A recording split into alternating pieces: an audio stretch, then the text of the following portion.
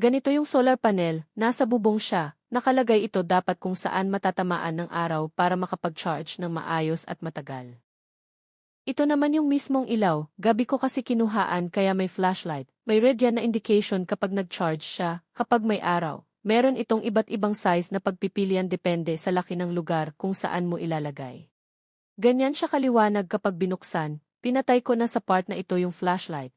Ayan ganito kalaki yung kwarto na kaya niyang bigyan ng liwanag kapag nakapag-charge siya ng maayos sa araw.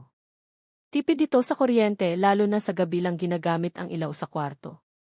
Depende na lang sa laki ng paglalagyan nyo kung anong size.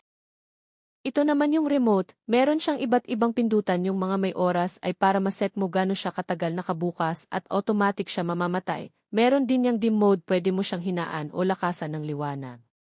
Ang battery niya ay double, ayan ang on and off button at ang auto para sa pagseset ng oras automatic magbubukas at mamamatay.